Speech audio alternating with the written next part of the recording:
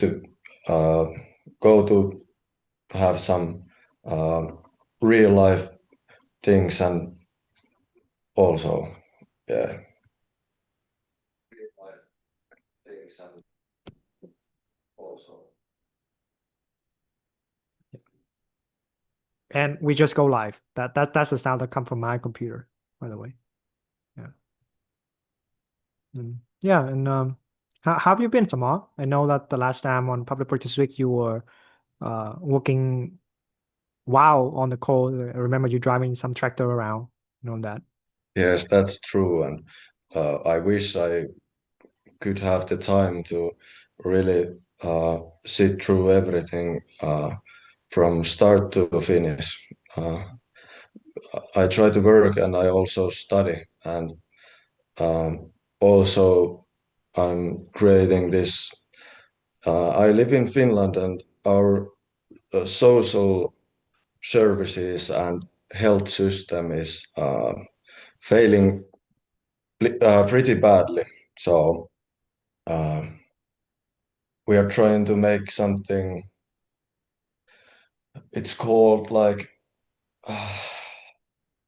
having trouble with the English translation, but uh, we need to know what's wrong, and we need to get the information to the people who can make the changes. But at the moment, there is no organization that's doing that kind of work. So we are like failing very badly, and also financially the economy is going to shit too. But uh, people here are um, not feeling healthy physically and mentally, and I'm trying to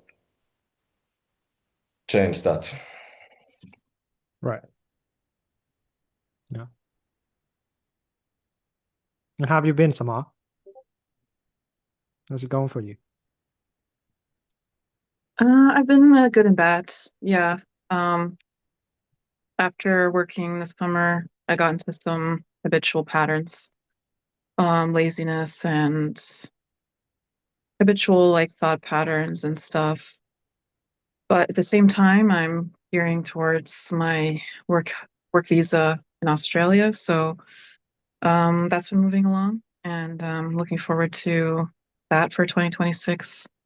Working and living in Australia for a year, working rurally, maybe doing another similar job, doing agriculture or like fruit trees. I'm hoping fruit trees or maybe animal reservation or conservation. That'd be really cool. I'm not exactly sure yet, but yeah, I see. because it's Yeah. required. Yeah. Yeah. And how did you celebrate this New Year? With friends and family.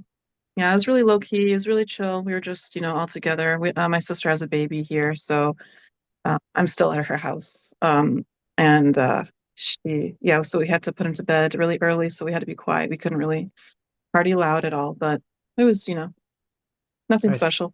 Yeah. Hmm. Yeah. Would you guys wait for one moment? I'm trying to get Frank here, and he's stuck in the. Okay, he's here. How did you get in, Frank? Oh, I don't know. I signed in and signed out a bunch of times. It keeps saying I tried both accounts. It said you can only sign in if you authorize. And then or like catchphrase wrong. I don't know. It's weird. All right, so now we're here. Let me also Yes, grab sir. John here. See who's here. Oh, I thought John was supposed to be here. Yeah, I don't know. Yo, don't we message him? Yeah, just send him a message. Yeah, we were just Alexi and Samar were Okay. just welcoming 2026. We're discussing a little bit about how we enjoying that, the challenge and whatnot. Frank just dropped a new video, pretty much first video of 2026. Oh yeah, just yep. And I in do yeah, look, in yep. the survey of so far of people hopping on, I think Oop. uh, uh, we are talking a little about. Let me check again, because I think based on what people have been saying, I got 3 topics. Where's Taylor? Taylor's not joining today. He's Working? fighting at work. Yep.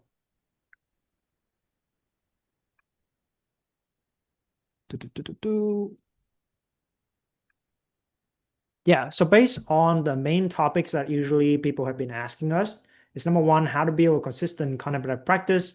Number 2, how to bridge the gap between concentration and insight. And number 3, tips on measuring realization progress. Because I think, especially when it comes to the new year, that once again, we set out goals and some of it could be very practical, but then whenever life squeezes a little bit, then our practice kind of collapse. That's one of the things that at first when we first, Michael's doing a fire casino retreat at the moment. Yeah, good luck, Michael. Oh, with Dana Ingram? Who are you doing it with? Yeah. Oh, I guess he can talk solo. Yeah. Oh, got some couple of people joining in. Yeah, we were just saying about the challenge of the New Year's. A lot of people have the momentum to set out the goals, and because we value meditation, a lot of times we set out, we want to be more consistent and all of that. But it's squeezed, right? Like we got financial issues, we got situation at work, situation in our relationships and all that, and it just squeeze us into collapsing from whatever plan that we set out. So originally we only want to not only one, but we expect that people could be able to, just practice and get along. So when cohort 3, when Tyson and Adam was joining in, we were kind of like once a month we would come together and we'll practice together. But very quickly we see that, oh yeah, like this is very hard to keep it consistent. So we need the kind of momentum of something that is much more powerful to be able to drive you to the point that you have an escape velocity. Right. So that was the thing. For example, if you guys watch the conversation with Kristen that I post on CC, she managed to do 3 boot camps in a row. And that's pretty much now that's just like, oh, I don't need to think about consistency anymore because it's just 7 a.m. every day. I wake up and I meditate for 90 minutes and then I talk for another 60 minutes. And that's the structure. Because a lot of time that only rely on a motivation or discipline can only get us so far. And it's not like we don't want it enough, but just very quickly that when things really hit the fan, we don't have the structures to support us. And I think that's really the biggest thing that usually when consistency just dip.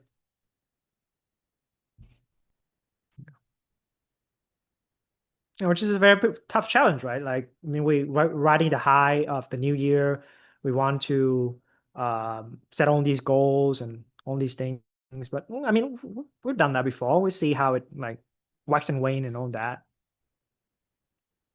What are everyone's New Year's resolution? Yeah. Besides getting enlightened.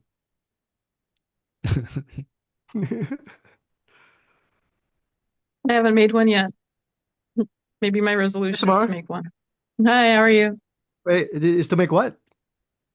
My New Year's resolution. I didn't pick one yet, but I guess maybe that's what it is to pick one.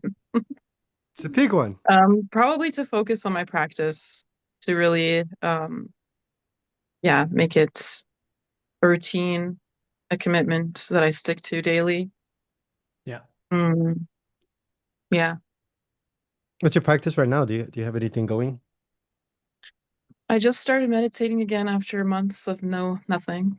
So yeah, just meditating every morning and evening, 60 minutes. Oh, nice. Are you doing any specific techniques? Or... It's like my version of Vipassana. I just kind of like, I go into sensations. I let them be. I just kind of embody them or something, like just kind of like allow them to be fully manifest, I guess. I kind of just reach into the most intense expression of whatever it is and just kind of let it be, and it kind of memories and thoughts and stuff kind of pass as I tap into like whatever sensation that is, and I just kind of I get a lot of insight as to like, where it came from and just letting it be and express itself, I guess. Yeah. Mm. hmm Where did they come from? I mean, my first thought is nowhere.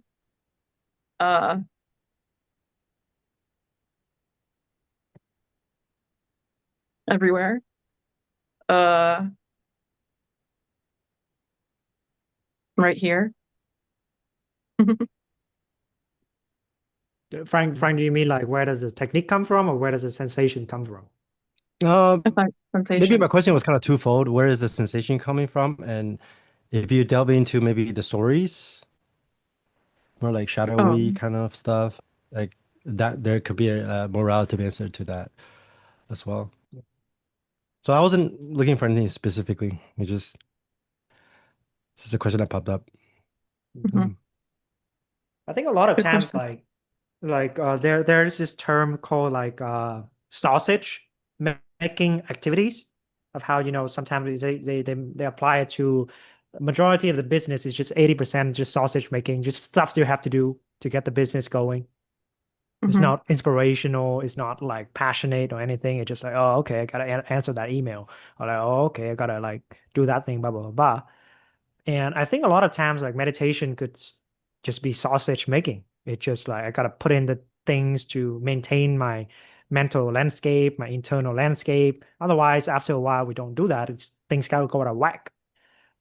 But then the challenge is, how do we build, and maybe Frank or whoever can speak more about this as well. It's like, how do we build enough of that concentrated power to so-called reach a breakthrough? Because then otherwise it's just like another wave, another cycle, and another cycle, and another cycle, and cycle and cycle and cycle. I think Adam, we haven't introduced Adam to the audience yet, but Adam is also one of the team members. I think Adam has sat with like more than hundreds of plant medicine kind of ceremonies.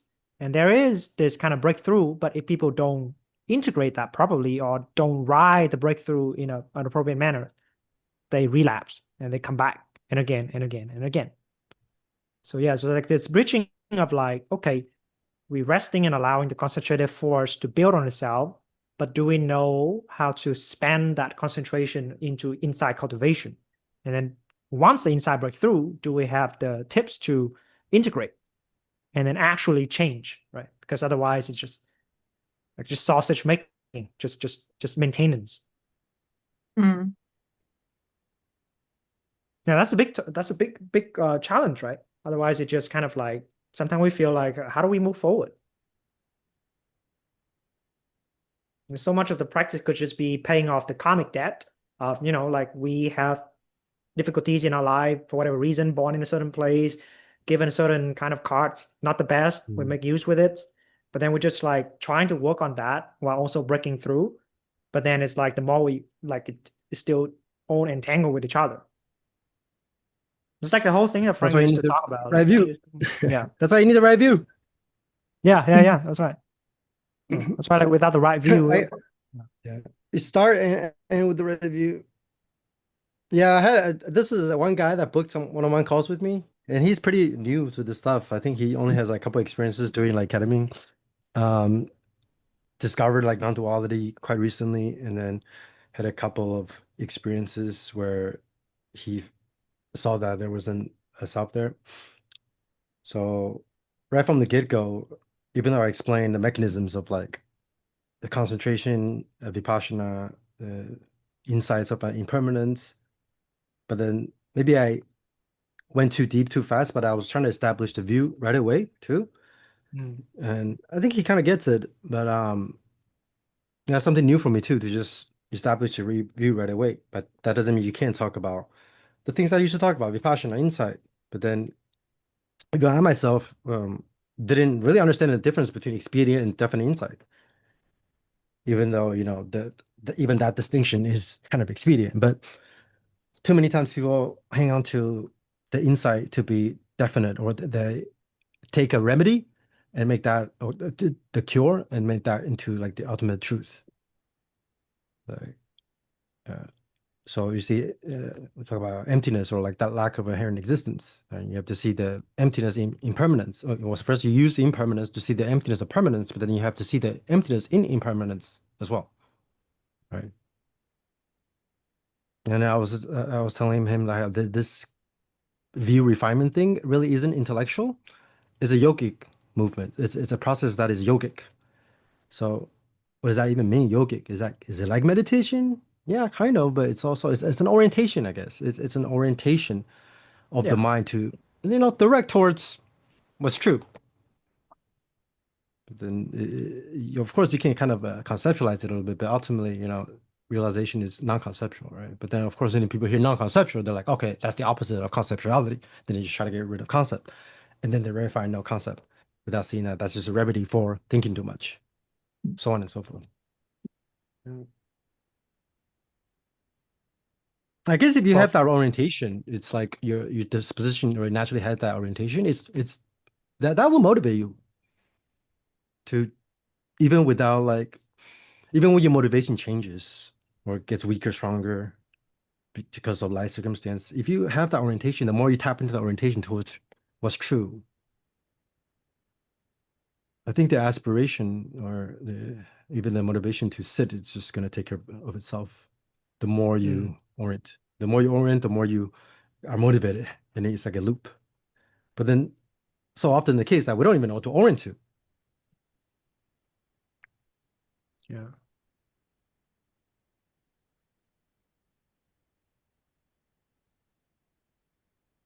So what do we orient to?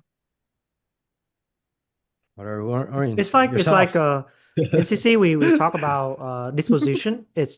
It's very challenging to talk about it without like having established a boot camp together. But it's kind of like it's time and time again. We see it so many times now because we do it the boot camp structure for 4 times in a row now. It's like at around week 10 when people are brought to face themselves to the fullest capacity. A lot of times they just choose ignorance. They orient toward ignorance. They're like, nah, I don't want to see this. And time again, like it can show up in the case that uh, a lot of experience starting to turn into like frightening experiences, suddenly become very distrusting of what's going on, suddenly become quite distracted, or just like suddenly you lose interest in so-called meditation. You don't want to do it anymore. It's really interesting that in those moments where you push to kind of like the peak your affliction, like what makes you want to stay separated, so that we gotta face that part of us that want to be in separation, want to be not having anything to do with the other side, want to run away. And the orientation is like, do we see and recognize that own phenomenon are self-empty? In those moments when like the actual emotions are running high, do we have that kind of way of being? It's very hard to talk about because a lot of times I see it's like the first 3 weeks is like a little bit awkward, getting to know each other, getting to know the practice, but it's overall not very challenging. The next is like cycle is like the consistency is starting to compound into more blissful experience or like breakthrough and all that. So then we're starting to feel really good, and people are starting to feel a lot of pleasant experience or like explosive experience in the boot camp. But then once the cycle is now clear and you still ask to face whatever's going on, then there's like that sense of no more places to hide, and you just face exactly what's going on right now. It can be feel like I guess too much. So at those moments, then we can say that, okay, the disposition of the being is starting to show. The way you are starting to reveal itself. And the sentient being squirm away from wisdom. It's like literally like Gollum with like rather to be like that. I know because I experienced it too. It's like we all reach that kind of marginal limit. Whatever ways it show up for us, right? Like it's maybe like for Frank, it's like going out and drink a little bit or something like that. It's just like, oh, this is getting too much. Mhm. and then we train to know how we're going to behave. Like, what is the affliction? How do we pay homage? Like, we know ourselves so that this is how I'm going to crash out. Like, I know my patterns. This is how I crash out. So then we don't, like, we plan to crash out. So like no part get left behind. Yeah, no part get Plan abandoned. failure. I was reading some comments on Frank's new video. They're just really strange that people can demoralize like the party scene or going out and those things. Like, oh, this looks like terrible. Why would you go there and whatever? It's like, look, a lot of life is not very beautiful. A lot of life is ugly. Yeah, I like the raunchy stuff. Yeah, I always like the grotesque. Find the beauty in the grotesque.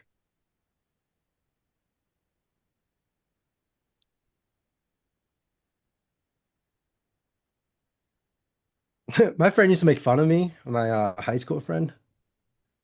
Oh no, Josh Penn used to make fun of me. He's the guy that used to make music for some of my videos, and he later went on to work with Skrillex. He's like, Frank, how come all the girls you dated looks kind of grotesque?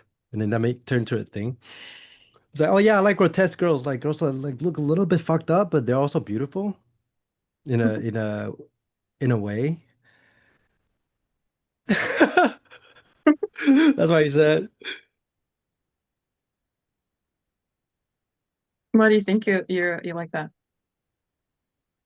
What do I think I like that? I mean, I didn't really think of it like that, but that's just how he framed it. But I guess I maybe it's like when not just females, but when a person is like extremely symmetrical, it's almost a sense of like, oh man, that's like too beautiful or too boring.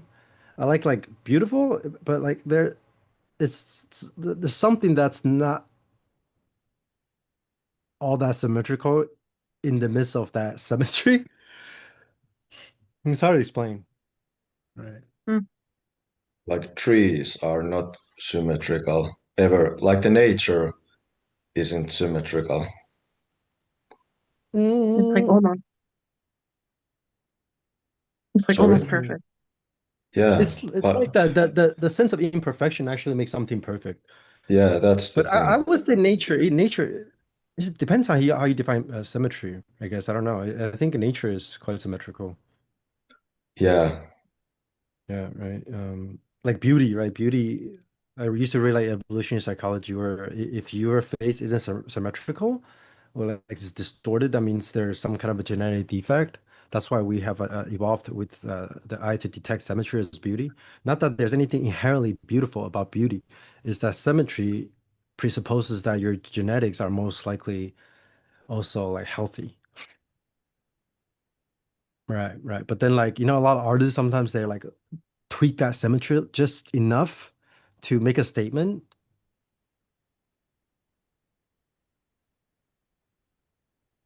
Yeah, there's a lot of that. But then, of course, from the ultimate like non-dual perspective, if you want to take that stance, there's nothing asymmetrical about reality, right? Like even that's why they say imperfection is perfect too, right? Yeah, even like asymmetrical designs are in perfect harmony with everything. I think Michael Tapp used to say like this geometry of our being and presence is like always aligned, always in harmony, right? If this piece gets like tweaked or like there's a piece missing from this part of the fractal, like instantly another piece fills it up. Yeah, it's not even like, oh, okay, this goes missing and then something else fills it. It's like the geometry is always just shapeshifting and it's always in its own symmetry. Yeah. makes sense, right? That like the But masculine and feminine, like both are like some features maybe in the face, but it's always the balance of both. Yeah, yeah, yeah. And inside, like the masculine energy, it's like maybe if you're like gay, then you want it's just about the energies. We try to find the opposite energy, kind of.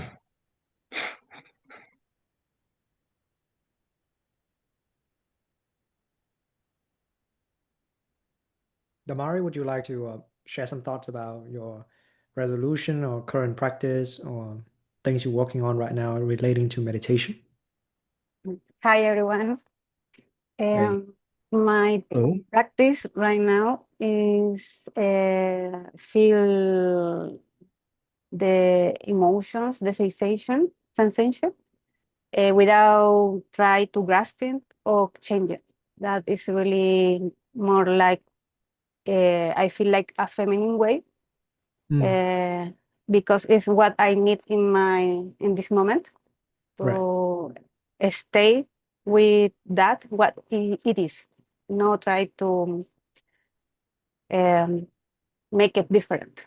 Just really radical acceptance to everything because I have some illness, a lot of identity shedding roles that the last year crumble,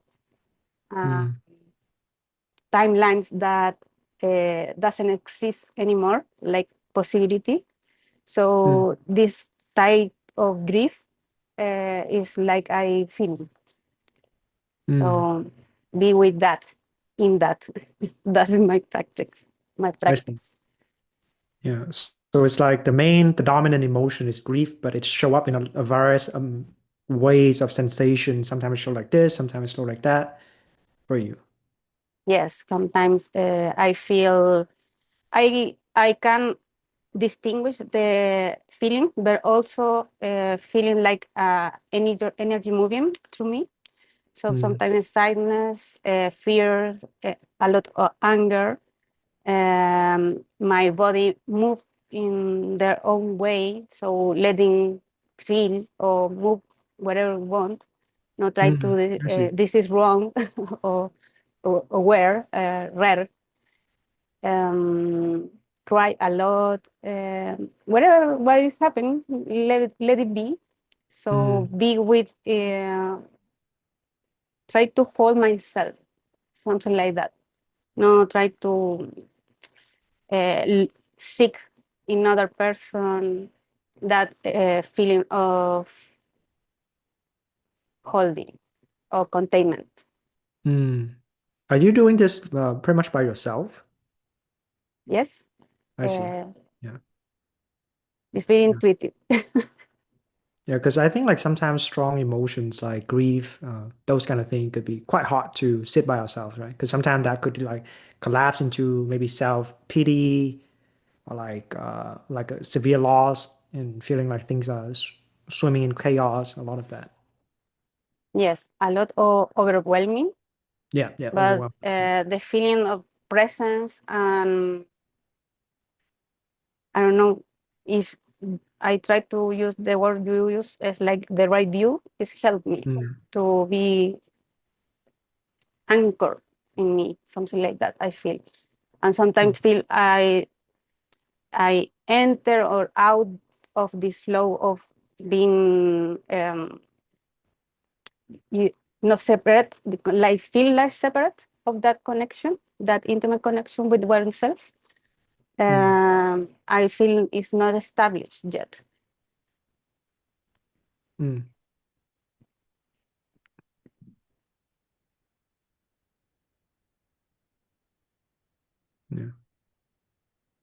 What was the practice you were doing before this?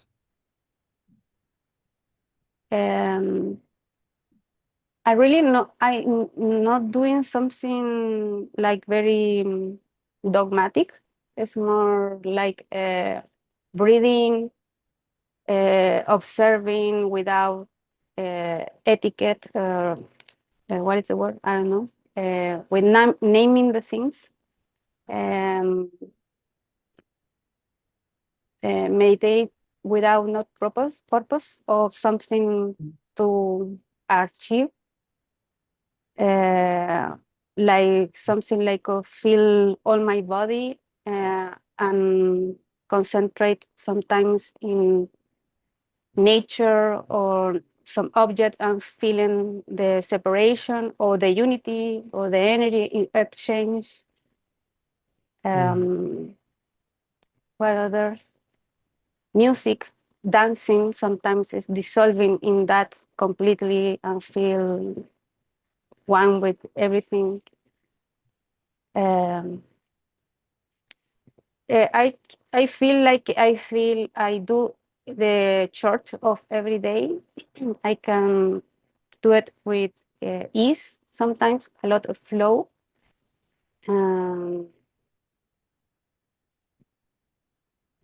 But a practice, really, I don't have established a practice by myself, like 10 minutes of this or 10 minutes of that. No, it's just when I feel complete, I do something else. I don't know.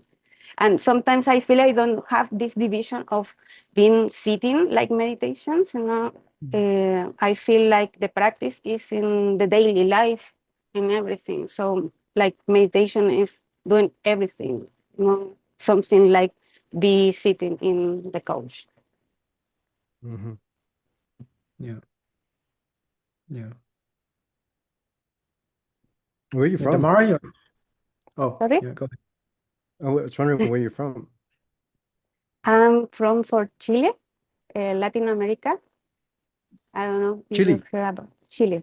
Yes. Oh, Chile. Okay, that's cool. Sorry, Never my been to Chile. English is very poor. no, Oh, your no, it's English, good. yeah, I perfectly understand you. Yep. Thank you.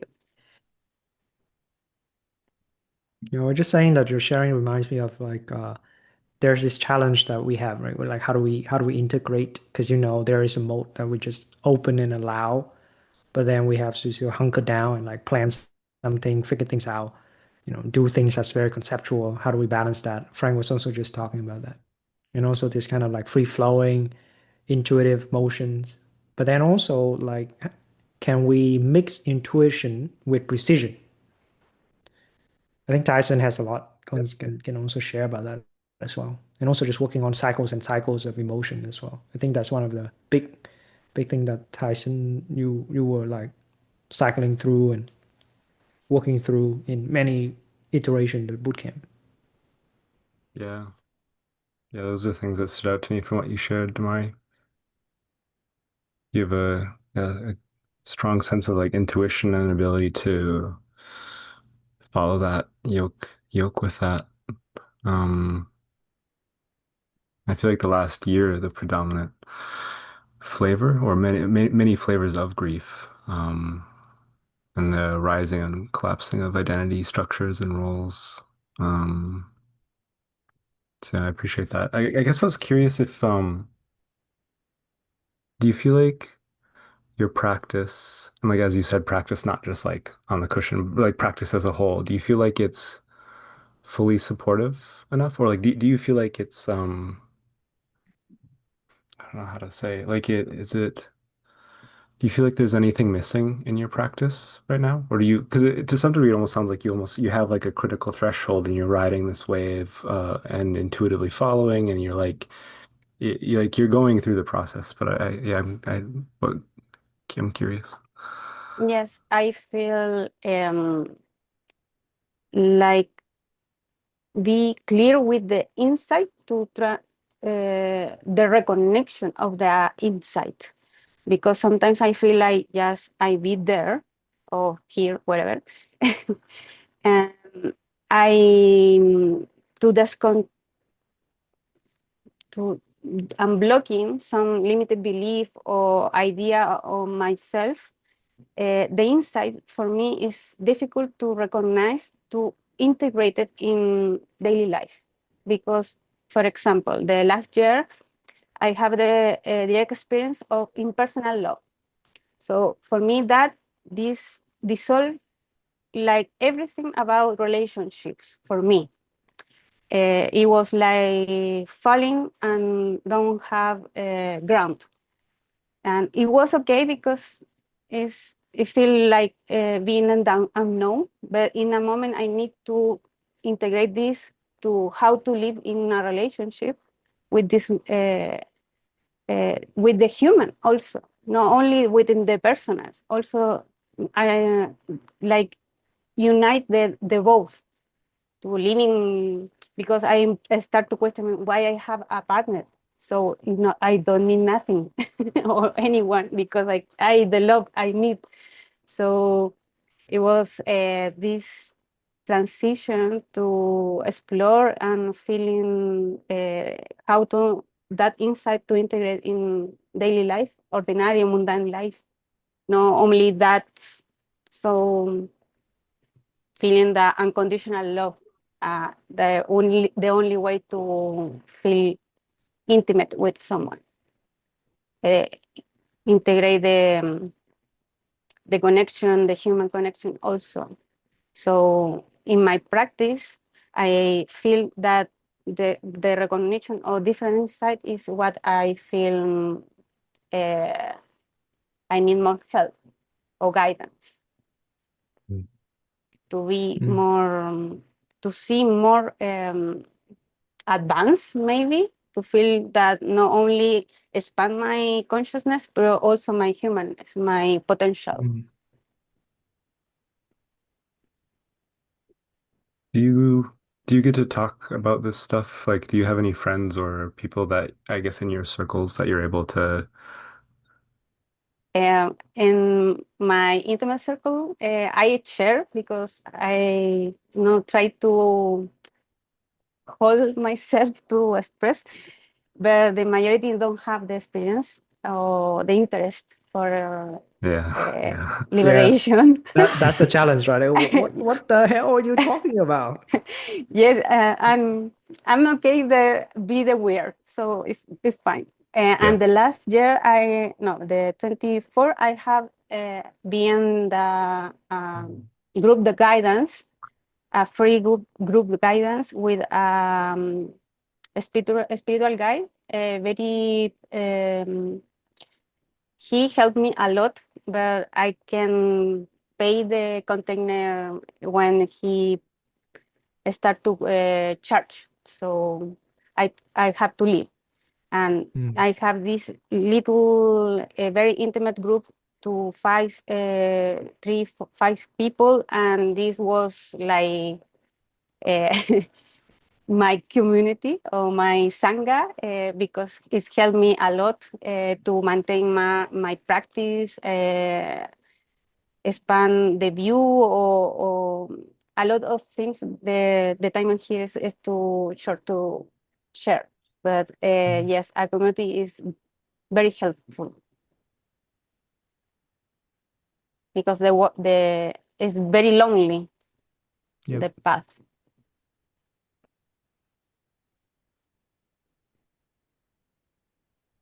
I mean, we can talk a little bit about this later at the end of the live stream, because we have the 7 day kind of 7 days that I sent the email to you guys about there's a 7 days live stream coaching of that. But I think to dig around a little bit, Damari, of what you just shared in terms of the view that you are contending with, that you are working through. Sometimes we'll call this limitation or this trap is the annihilist view, which is there is a state of impersonality and you must reach there and stay there. So it's like going beyond the personal and you stay there and then you make that into a state. And now it's like, it's either that I completely open and feel like great love for everything, but then I'm still Damari. So what's going on? Yes. Right. So the annihilist view is that it is the extreme in the way of like, we still think that the personality structure is a real thing, and now it's here, and now it's no more. Right. So then we can't integrate. Because like it's either that you feel like you're trapped in a box of like, oh, I'm me and I have all this relationship, or it's like realization is like going beyond and feel everything for everyone.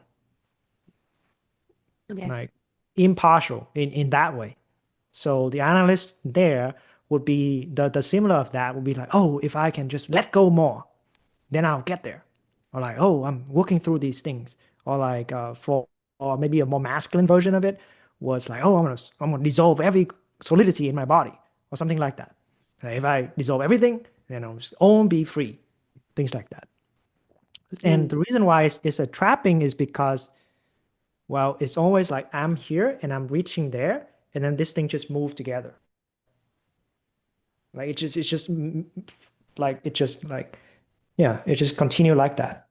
And there could be moments that we like, and then we try, and then the moment we say, I've just dissolved everything. Well, like back here. Right? So it's just an irreconcilable view in that way. That's why it's an extreme. That's why we stay in cycles. That's why it's samsaric. It's loops again and again and again and again. Right? So even that sometime in the loop that we feels great and we expansive, like you see, right? Now you see a cycle of like those experience, so direct experience of boundless love, joy comes, and we feel like there is this beauty or love that flows and being the texture of the experience. But then very quickly, or maybe not so quickly, some could like be months or even years, right? Before it like comes back.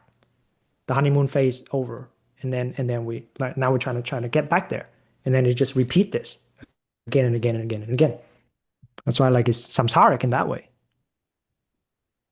Yeah. So we got all these kind of like different extreme, right? Like if we gear more towards like, oh, I gotta dissolve it, or like I gotta go and always be impersonal, then we say that this nihilistic kind of um, extreme, because annihilation, right? We want to destroy things, we want to get rid of things. Or is an internalistic, which is like I must find that and I must stay there. Like it's an internal ground. I'm always gonna be there. So it's an eternalistic extreme. So these views very, very hard and very subtle to point out, because sometimes we can only see one moment, but we can't see the entire cycle of how we're just repeating the loop. And sometimes like these loops takes 2 years to see. Yeah, yeah. I would say if you really see those cycles, cycles of contraction, expansion, or even the spiritualist eternalism versus nihilism, you can look at them, those cycles linearly, or you can look at it more holistically, beyond just linear space and time, and see that expansion, contraction, even the skill towards annihilation versus eternalism, it's actually the same movement. Yeah. So once you really see that after a few cycles, it's okay to have tendencies to annihilate. Yeah, it doesn't matter. It's just part of the cycle. And then if you have a tendency to annihilate, that means simultaneously you have the tendency to you want to get to someplace else or want to just stay some other ground. Yeah. So it's actually quite simple if you just have the patience and the aspiration to see things all the way through, whether it's this cycle, this side of the fractal or that size fractal, even just like one cluster of negative emotion sensation coming up, can you just let it run its course? No, can you just observe it, stay with it, let it run its course? Yeah. Which I guess that's very difficult for some people, especially when the intensity is too much. But then you can start, maybe we don't have to take a whole chunk of, solidity or whatever you want to call it at once, right? You should see things as fractals, and you can break it down to smaller components. And then once you see that starts the relationship between like the fractals here, that's fractal that's like all the way out there. It's kind of, that's why we say, you want to dream big, but one step at a time. Yeah. Yeah. Each little task you complete, it's also a wholeness, right? There's a wholeness to it. Today in one of the training, we were sitting today in CC as well. Mei Chang was sharing, and there was one point that stood out. We can have a type of like angelic karma. Like angelic karma can have a great limitation of you want to be pure, or we want to be pure, but then the life's not fucking always pure. That's the challenge. It's like, oh, then we want to reject a huge portion of life. And sometimes in the like the challenge, or like a lot of times, it is very unlikely that when we fully open ourselves up, the other side can receive us. Because a lot of time people can get freaked out when you love them so much in that way. It's like, I don't know how to react to you. It's getting too intense. Like, oh, right. Because they have certain bandwidth of how much they can experience this. Sometimes with the training, meditation, and a lot, we experience this kind of state of bliss. But people to get there, like they can only through substance use can they get there. So it's like a lot of times like we have to meet people where they at. If we are naive about it, sometimes we take advantage of, right? Like people like mistreat us because we were loving enough. But that's the angelic limitation. It's like we're naive about how cunning sentient being can be, ourselves can be in that way. I think Nikki was chatting. She's one of the mentors. She was also chatting about this is a challenge that she faced, and something that she's gonna walk through.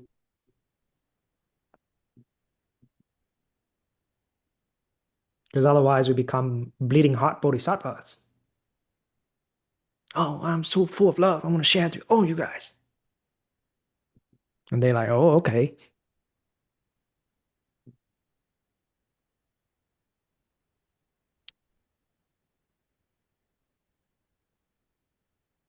Yeah.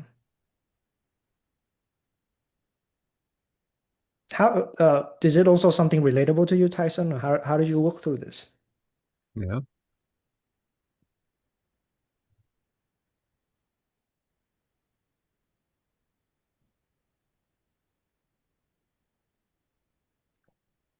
Yeah, I suppose what comes to mind is like the feedback loops, like I guess having like friends, like it's um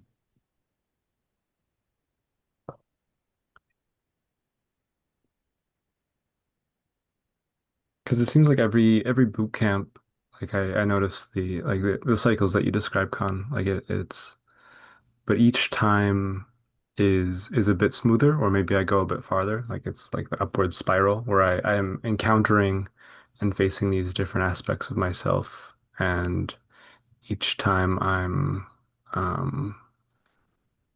yeah, either making it through different sections a little smoother, going a little bit further before I shrink away or choose ignorance in some aspect, or like the um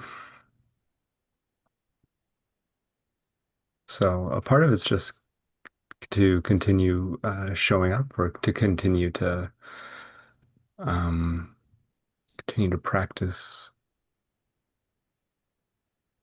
Yeah, I think I have that bleeding heart bodhisattva inclination. Um, because sometimes it's hard to see progress, or it's hard to be able to recognize it. Like it can be, I think, habitual patterns, especially where there's like a sense of like progression and regression. Mm. Um,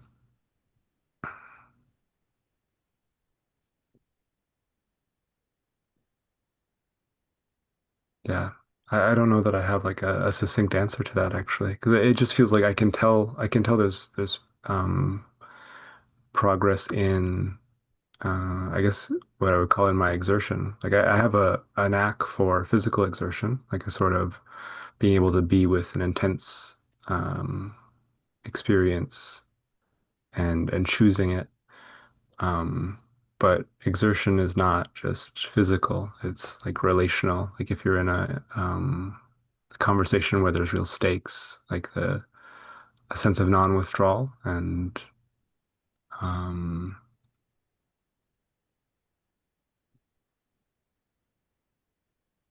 yeah, I also have like these a habitual tendency towards self-sacrifice. So it's but when I look back over the boot camps in the last year, what stands out to me is like the many conversations that I've had, whether that be in discussions or in smaller settings with other mentors and instructors, and kind of yeah, the feedback loops of friendship. It's where it's like um,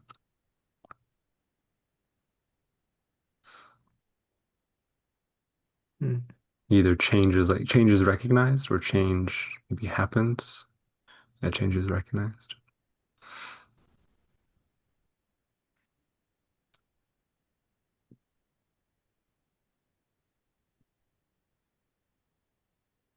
And how do these things sound for you as well, Damari? Is it something like, kind of like, Sorry, I don't hear you well. yeah, it's like how do these things sound for you? Is it also like this pattern of like, sometimes you feel a lot of love for the other, but they can't really, reciprocate, love you back, uh, some things like that, or Yes, I think like I feel the love, unconditional love, when you don't need the other love you back. And yeah. sometimes feel this when you are in a relationship, a romantic relationship, you need to establish a reciprocity in that. Right. So when friends, family, I don't have that. It's only this construction of the romantic relationship. Right. And from that insight about impersonal love, I feel my tendency to self-sacrifice, a little more of complacent, be complacent, people pleaser, and how I holding myself, my authentic self or my natural self, I don't know the word, but to be more me in the relationship. Is that realization helped me to integrate more of me in the relationship. So I start to not seeking the love of my partner, giving me myself. So I feel like a more mature type of relationship, because I am changed, because I leave some tendencies. I still integrating, but it's more like be more free in the relationship. So something like that. So the love is not the center, like I need your love to complete me. Now is how to share this love and the capacity of both. And the other thing is really recognize or sharp my discernment, because in my story and my life, my familiarity is a lot of emotional abuse. So this is waking me up to see what really I need into a healthy or more conscious relationship for me, to recognize that the human have necessities or need something to grow, to feel this is a safe place. Because I feel before 10 years ago, I have no idea what was safe for me. So I running into what is my familiar ambient, and these years it's helped me a lot to see what is work for me.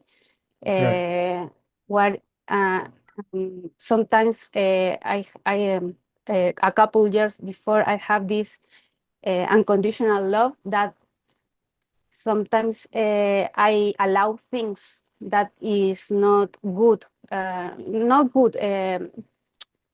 healthy for one, in name of unconditional love, to maintain the relationship, the mirror, to heal everything that purest you say. And now it's more like a sovereignty to in myself to I don't know, is entitlement, but I feel like we need a more healthy relationship with ourselves and with other people. The romantic relationship is like one of that relationship that occupied a lot of time in our life. So how not to see what happened there?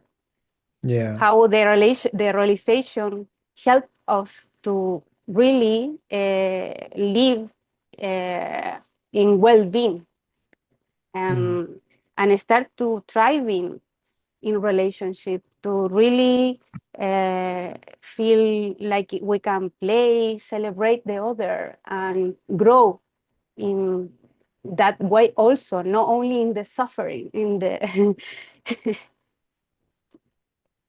Yeah.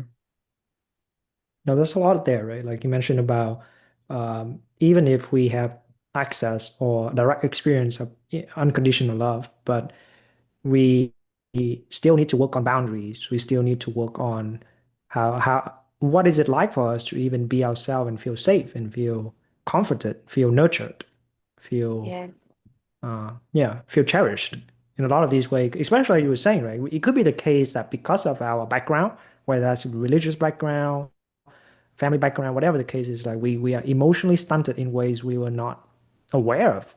So we don't even know what it feels like to, like be comfortable. Last night I was chatting with my wife about like, because we know each other for 8 years already, but I was sharing with her that so we've been in the state for 4 months, and I was sharing with her like, I think I'm only in the last 4 months I'm starting to see you without anxiety. Before that, it was just an anxious version of ourselves. But finally coming here, having a new chance to rebuild a life without the family expectation and the social conditioning and all that, now has a new chance to experience new emotion. And she finally, oh, I can be like this. Because previously it wasn't available. Like, you have to be like this by so-called like conventions. Like a woman should be like this. You should like, act like this, behave like this. I'm on both sides, right? Like not just from the conservative, ultra conservative, blah blah blah blah, but also from even like progressive feminist, like you should be like this, women should be like this. Both sides also condition each other. yes. Yeah, so it's very challenging.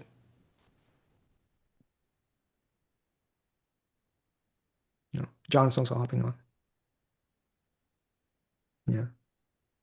Yeah, thank you for sharing, Tamari. Yeah, I think a lot of practitioners can relate with that because a lot of times when I know for me, come on the path a lot of time is to find connections. How do we embody love? How do we raise our capacity and our skillfulness to be in relationship, be it romantic or family, and truly connect with the other.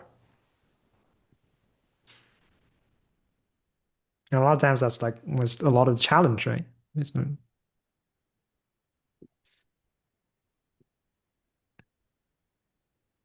yeah, there's a lot of challenge there.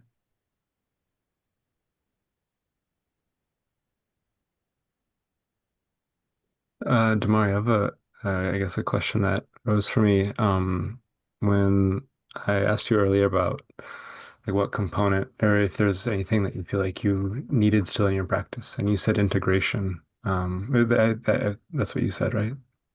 Yes. Yeah. I guess I'm curious if you have um,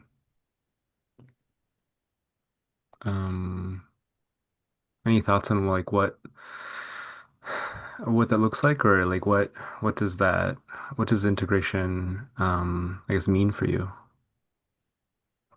Or if you could just expound on it at all.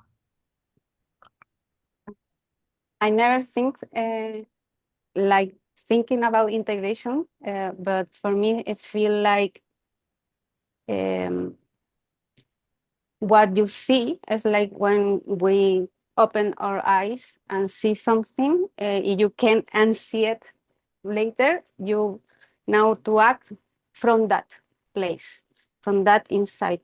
So you start to implement this coherence in your action, your feeling, your thinking in daily life. Not only when you feel alone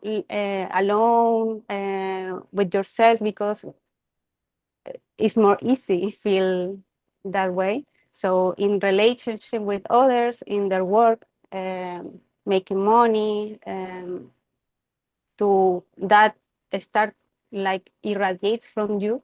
For me, that is like integration is something you are, not something you see. It's now something you are. Mm. Yeah. I like that answer. One of our instructors, Albert, I think he's as a wisdom isn't an experience. Um, like yes, you can have these experiences, but and what you just described, I thought was really good. I think it points back to just like right view, like what you described to me is it's like it's the orientation. It's like the way that you, like Frank was talking about. Mm. Yeah, it's good. Yeah. Yeah, and then it's also accepting is still a lifelong cultivation, right? It's always things to work on, always skills to increase. Because the other side of it is problem always arise. As long as we're still having this kind of human vehicle, there's going to be problems. We just fast for a while, we get hungry. Relationship require maintenance, right? Love requires effort in that way. And responsibility.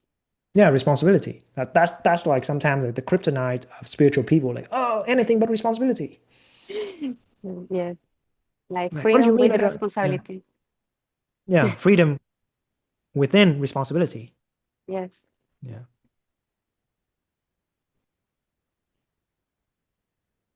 And for you guys, what is integration in CC? And then you, oh, Hmm.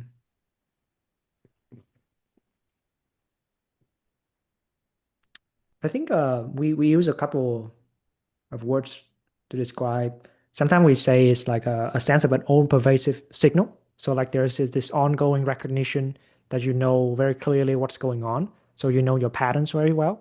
You know your afflictions. You know, are we being too much of an asshole? Are we too much of a people pleasers? Like we know our patterns, right? We know when the stress comes, how we're gonna react, how we're gonna squeeze. So integration then is very much taking the recognition, the meditative equipoise, like the kind of equanimity that we have in the cushion, and take that into those moments where we squeeze. That could be like in a confrontational conversation at work.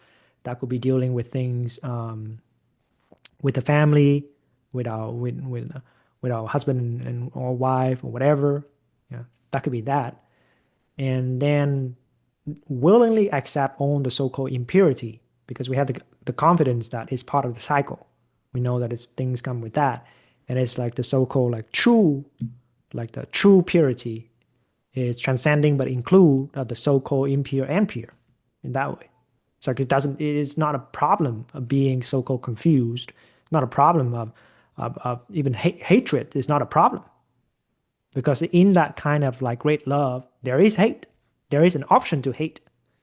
Right? There is an option to hate and despise and then still come together, still choose to be friend, still choose to love the other. It's not like the kind of like um, naive love that is like, oh, right now I just feel love for you. Well, right. But when we feel hatred for the other, then how strong is our love that we can choose differently? mm, Like that's the fitness, right? So then we talk about like how do we increase the capacity and more challenging situation because like then we see that yeah, for some of us, we still carry a lot of emotional pain around, and we don't even dare to touch that right now because we still have to work our way up to like untangle, like release ourselves from all these kind of contraction. It's like literally weigh our body down. Yeah, sometimes we say that's like an ongoing recognition. Sometimes we say it's like a ongoing sense of resting. Sometimes we say that's a deep faith. Sometimes we say it's a confidence. Sometimes we say that is trust. Yeah, trust in the signal. Like we have that kind of cultivation. But sometimes it's very practically, in a lot of cases, very practically, integration means that you're able to live a good life. You'll be able to be happy in a world that there's a lot of reason to be not happy. Yeah. Beautiful. Yeah. Thank you. Yeah. That's just my answer. I'm sure Yeah. like these different guys have different answers. What do you think, Frank? What do you think integration is? You said it pretty well. I was just gonna go back to what I said earlier about the orientation, how that tying back into what you say about faith. Oh, In the book, Machen calls faith like the sixth aggregate, which is not really an aggregate, or the signal that doesn't have a sign. Something signal of without that a nature. sign. Like Yeah. how do you I like signal that. without a sign? Yeah, silent signal. So like, how do we have faith in all situations when you might come across adversity, like hate, for example? Yeah. It's the capacity to expand your horizon to include both love and hate. Yeah. That's Yeah. integration, right? You want to love, you have to integrate. It's opposite, right? Like sometimes we talk about shadow work. Shadow work is what bringing the shadow into the light. You're not trying to get rid of it. You're just trying to illuminate it. Mm. So, but like I would say maybe on some, it depends on your view, what view you're using, right? Like if you view it through like the ultimate liberating view of quote unquote no view, there's really nothing to integrate. But of course, like every time we use the ultimate view, if we're not careful, we're integrated enough, we can very easily bypass. Right. Yeah. Yes. Because you can say integration and non-integration, that distinction, that duality also kind of collapse. It doesn't mean that you don't have anything to work through. You just don't look at it as a kind of a duality anymore, where there's something here to integrate over there. Mm. Mm. Yeah, that's a whole new can of worms, right? It's just like this. The ultimate People can relative say two people can say, truths. "Oh, I'm just integrating," and then that actually is bypassing to not practice Yeah. anymore. Yeah, it's Yeah, so yeah. interesting. I guess another way to look at integration is more on the insight vipassana. Like for example, vipassana, you see a lot of insights pretty clearly during the sits, right? Impermanence, everything's arising and passing. You can see that because there's no distraction. So off the cushion or when things get tough, can you also see that? Can you bring that insight into every aspect of your life? And can you see everything is changing even when like the emotion is like really powerful, like the negative emotion is really powerful when you're arguing with your wife, right? Mm. That's like integrating the sits, the insights from the sits to off the cushion. Mm. And then vice versa, right? You go through life, and then you sit, come as you are. Bring all your conditionings to the sit. It's like But a ultimately, it's really about seeing that inseparability, right? Between any extremes, any dualities. I was gonna mention the You have to feeling of there being no gap, such intimacy with Mhm. the contact, your contact with everything through fully, and like what Con was saying, a confidence in it, a knowing that nothing is a problem, even when things aren't good, it's not a problem. There's a clarity in being able to accept all that, more than exception, just complete contact and intimacy, sensitivity. Yeah. Yeah. And when we talk about like love and hate and these kind of emotions, I can't speak for everybody in TC, but I think I can speak for me and Frank in relationship with Mei Chan. It's like there's already moments where we really like I don't like you. There's a lot of part of me that hate you right now. It's just straight up hate you. And then people will just break away, right? Like I don't want to deal with you anymore. And then how do we work through a relationship when things actually get heated through time? And we have to work through like a lot of um, those kind of like problems because like for example that I don't know, but at least that was the case for me. And I know like a lot of sentiment online about, you want to find the perfect teacher, and the perfect teacher is like always wise, and the perfect teacher have all the answers for you. And then when you met such a being and like they demonstrate all these qualities, like, oh my God, I find it. I found it. And then you thought that you would never like have any kind of negative emotions for such a being. But then 6 months later, all your button got pushed, and now you fucking hate it. Like, I don't want to learn anymore. It happened to me. It happened to me. It's like there's no way that I've thought naively at first. Like, there's no way that I could develop hatred towards Mei Chang, but I did because I got pushed to that point, and then I have to decide. Now what?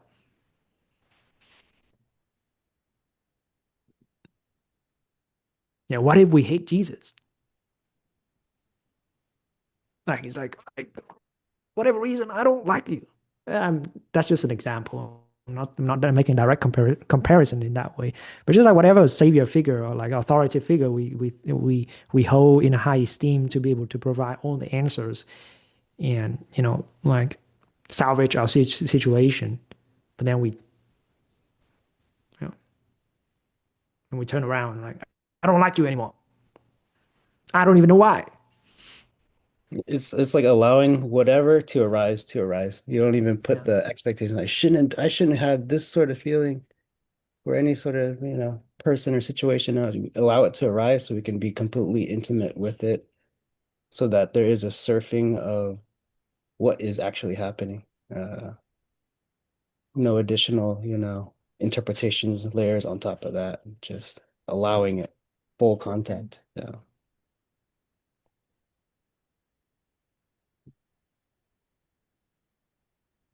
Yeah. Wait, we got one interesting question. John and Tyson, how much, and Adam, how much do you guys bench?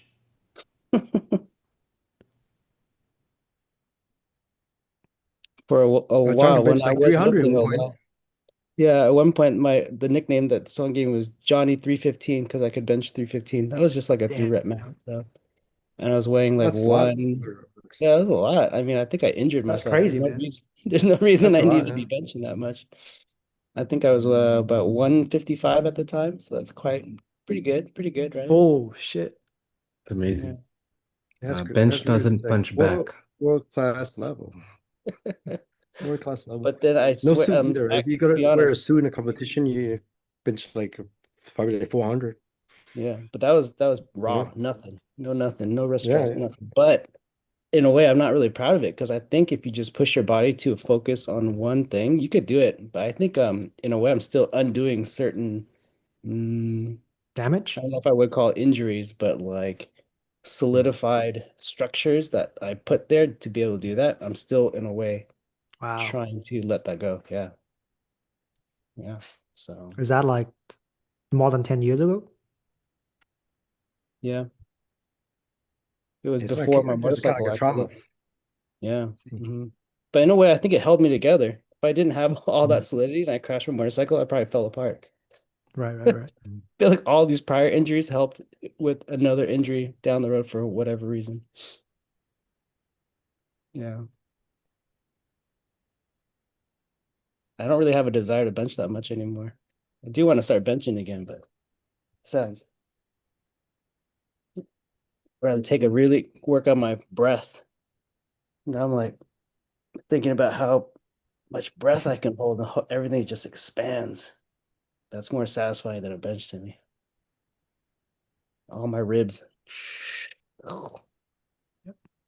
For me, very practically, integration means lifting more. That's something that I've avoided my entire life until very recently in CC. It's just like, gotta do it, Khan. Gotta do it. It's very simple. Gotta go lift. That's something I've avoided my entire life. It's just like, why do I need to lift? Because I guess it's very strange to kind of Western culture, but in East Asian culture, nobody really work out. People don't care. You just do Tai Chi in the park. That's about it. I love that though. I'm gonna try. I want to get into that. Yeah. Well, I think it's It's like changing. I think yeah, I think it's starting to at least in change, but Taiwan, like there's a lot more fitness community. Yeah. So Tyson is like leading this whole initiative of getting people to exert physically and like stay in shape, get good health on that thing. Because sometimes that's really the bedrock of our stability. It even got Adam to start training again after like a long stretch of inactivity, right? But Adam also got plenty of other injuries and severe injuries and on that. So he's got a different situation. I'm old and I got a lot of miles. It's John and I, a lot of miles. Still All gotta right, guys, let it I gotta, stretch. I gotta head out. I gotta go prepare for my next event. Yeah, Frank's getting coaching by Mei Chang every Friday. People on TT can So watch that.